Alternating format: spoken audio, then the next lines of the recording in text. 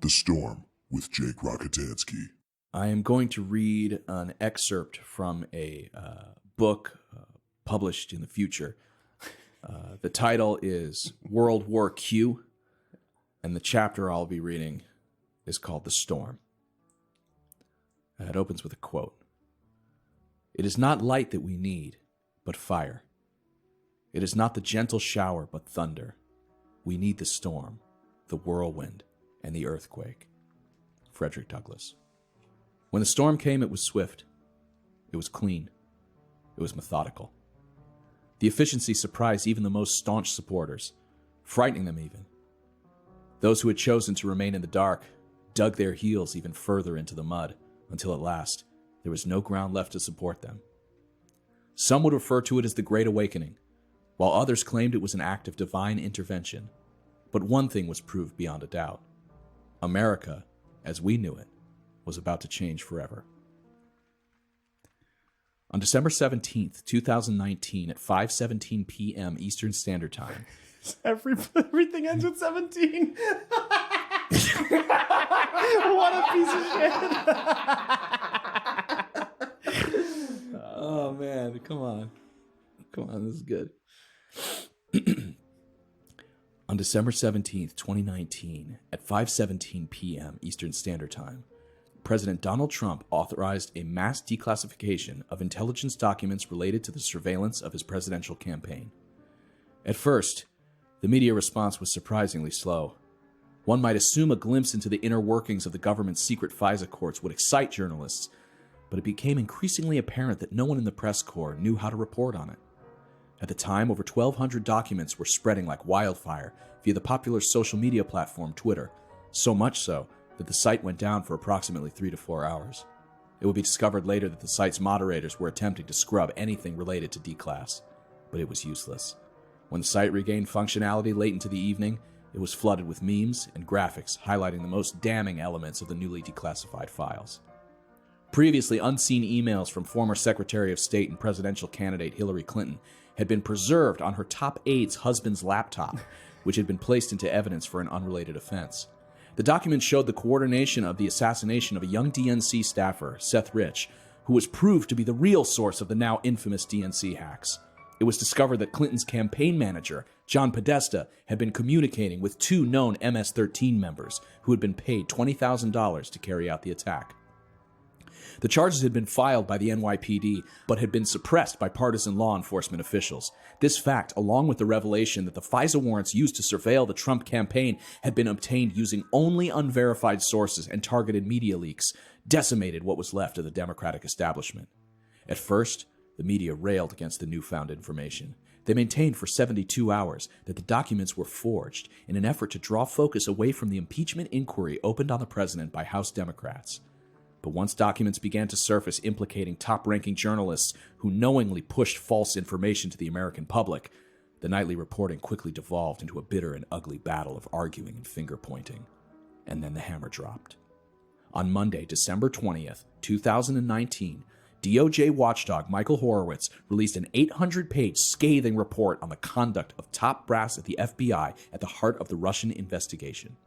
Andrew McCabe, along with special agents Peter Strzok and Lisa Page, had conspired, along with members of the press, to launch what they knew to be a bogus investigation into then-presidential candidate Donald Trump. The report even went on to imply that former Attorney General Loretta Lynch played a role in the scandal, looking the other way in exchange for a seat on the U.S. Supreme Court.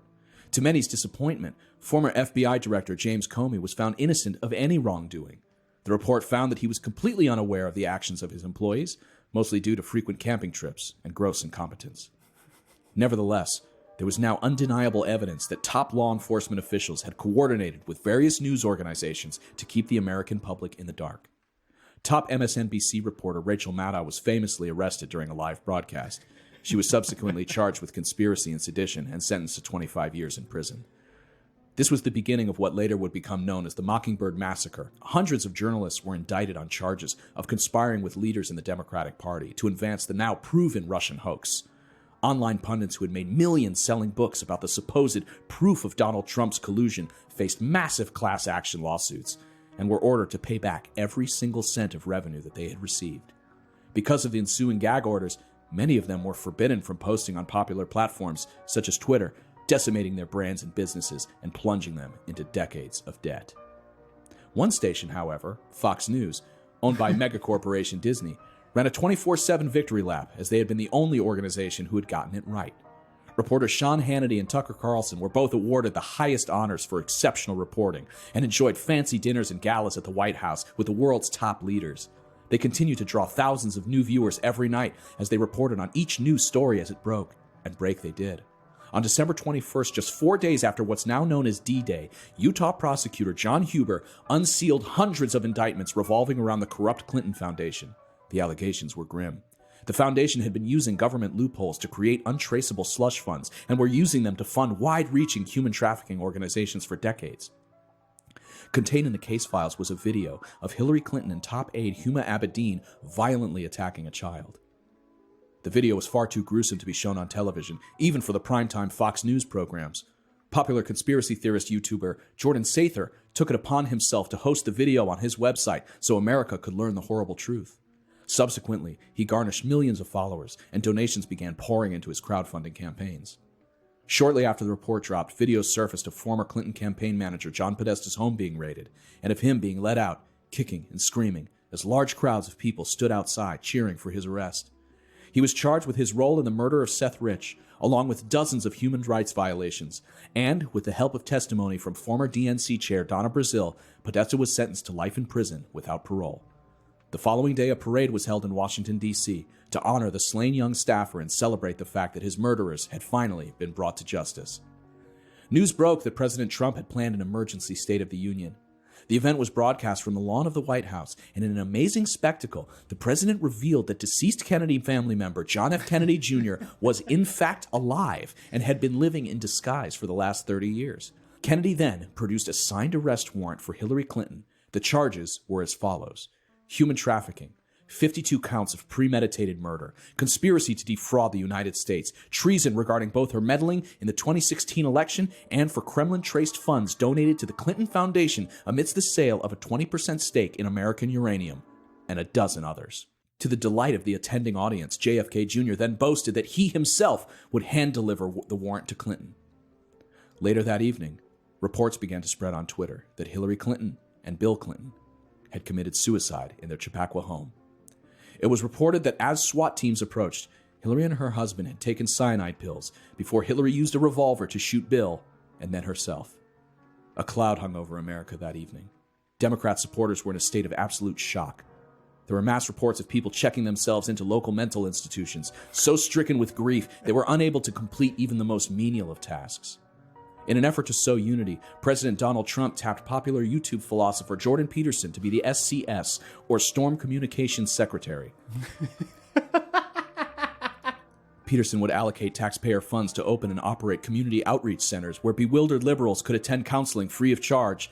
The program proved to be a massive success, as many from the online communities of 4chan, 8chan, Vote, and Gab eagerly volunteered to help former Democrats process the terrifying truth. A dam had broken. People were finally beginning to grasp the magnitude of the lies they'd been sold for decades. And with each day, new indictments were becoming unsealed. As it turned out, all of the cases Special Prosecutor Robert Mueller had referred to the SDNY involved corruption amongst prominent Democrats, not Republicans as many had assumed. He had cut a deal with President Trump during an interview on May 16, 2017, that if his special investigation discovered any corruption on the part of the Democrats, he would share it, along with his findings on Russia. A full week after D-Day, the news began to break.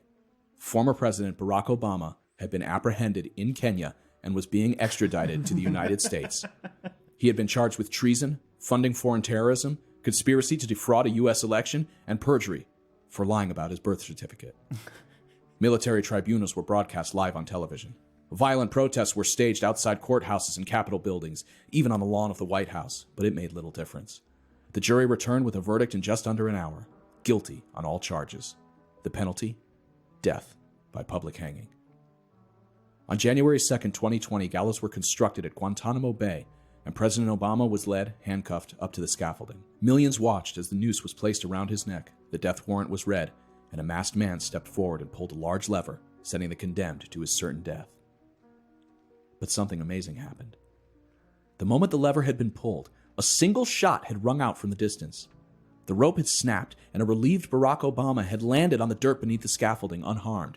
Everyone in attendance began to swivel their heads around, searching frantically for the origin of the gunshot. More shots rang out. Men with rifles and hatchets and bow and arrows began streaming into the execution site, tactically taking out guards as they surrounded the former president and rushed him to safety. Once they had gained control of the area, a seemingly short man, wearing a navy blue blazer, made his way through a swarm of armed freedom fighters. As he got closer to the edge of the crowd, one could see he was wearing thick glasses and had a mop of tangled gray hair atop his otherwise bald head. Oh, God. As he pushed through to the front line, it became clear he was holding an ornate Soviet-era rifle. "Come on, you apes! You want to live forever?" he shouted to his men. They cheered as they stormed the prison, weapons raised, ready to die for their leader, Bernard Sanders. Unbeknownst to military officials, Sanders and his followers had access to Guantanamo's infrastructure blueprints and had been carefully planning an ambush involving the tunnel systems beneath the prison. The battle for Guantanamo would be written about for decades after, often described as the chaos after the storm. While some historians continue to argue over various details, like whether Sanders wore a bird on his shoulders while he fought, or if it's true that President Trump did indeed soil himself upon seeing Sanders and his army storm Guantanamo on that fateful day, most historians can agree on one thing. A new resistance began that day.